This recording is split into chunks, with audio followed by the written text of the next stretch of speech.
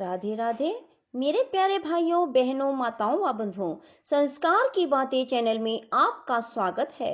बंधुओं, आज गुरुवार के दिन मैं आपके लिए लाई हूँ भगवान विष्णु की कथा। बंधुओं, गुरुवार के दिन भगवान विष्णु की कथा सुनने मात्र से भगवान विष्णु आप पर असीम कृपा बरसाएंगे, आपकी हर मनोकामना पूरी करेंगे। बंधुओं, कथा को पूर्ण विश्वास, सच्ची निष्ठा के साथ सुनना और कथा को जब भी सुनो पूरी सुनना, ताकि आपको पूर्ण फल की प्राप्ति हो सके।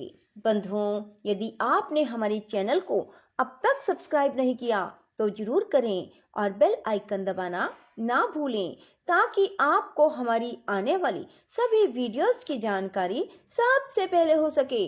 बंधुओं, वीडियो को पूरी सुनने के बाद कमेंट बॉक्स में जय विष्णु भगवान जरूर लिखें। बोलो विष्णु भगवान की जय हो। भगवान विष्णु कहते हैं, राजन, कृकल वैश्य सब तीर्थों की यात्रा पूरी करके अपने साथियों के साथ बड़े आनंद से घर की ओर लौटे। वे सोचते थे, मेरा संसार में जन्म लेना सफल हो गया, मेरे सब पितर स्वर्ग को चले गए होंगे।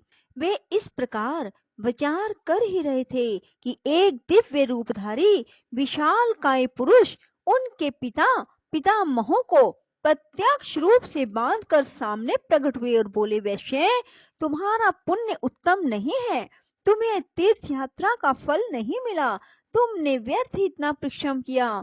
यह सुनकर कृकल वैश्य दुख से पीड़ित हो गए। उन्होंने पूछा, आप कौन हैं जो ऐसी बात कह रहे हैं? मेरे पितामह क्यों बांधे गए हैं? मुझे तीर्थ का फल क्यों नहीं मिला? धर्म ने कहा, जो धार्मिक आचार और उत्तम व्रत का पालन करने वाली, श्रेष्ठ गुणों से विभूषित, पुण्य में अनुराग रखने वाली, पुण्यमयी पतिव्रता पत्नी को अकेली छोड़कर धर्म करने के लिए बाहर जाता है, उसका किया हुआ सारा धर्म व्यर्थ हो जाता है। इसमें तनिक भी संदेह नहीं है। जो सब प्रकार के सदाचार में संलग्न रहने वाली, प्रशंसा के योग्य आचरण वाली, धर्म साधन में तत्पर, सदा पतिव्रत्य का पालन करने वाली, सब बातों को जानने वाली, ज्ञान की अनुरागिनी है, ऐसी गुणवती, पुण्यवती और महासती नारी जिसकी पत्नी हो, उसके घर में सर्वदा देवता निवास करते हैं। पितर भी उसके घर में रहकर निरंतर उसके यश की कामना करते रहते हैं।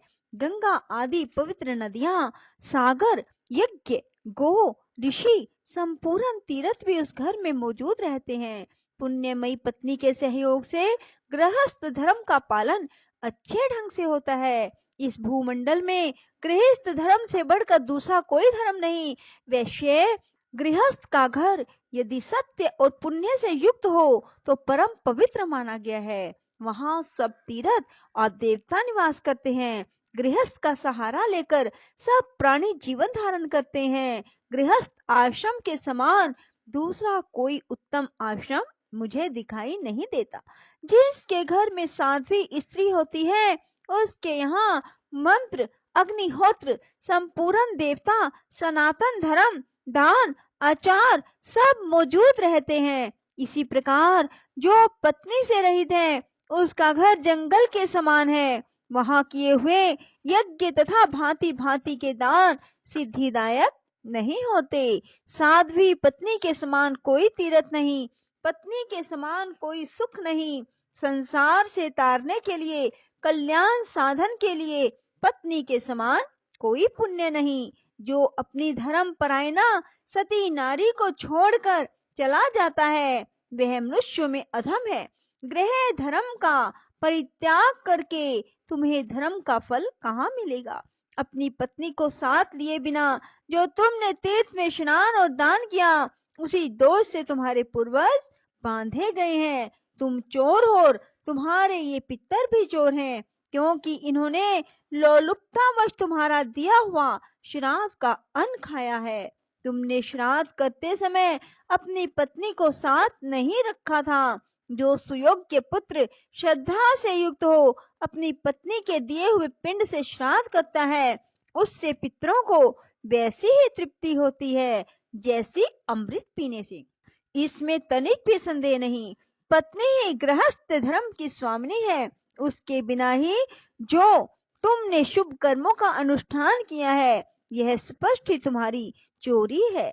जब पत्नी अपने हाथ से अन्न तैयार करके देती है तो वह अमृत के समान मधुर होता है। उसी अन्न को पितर प्रसन्न होकर भोजन करते हैं और उसी से उन्हें विशेष संतोष और तृप्ति होती है।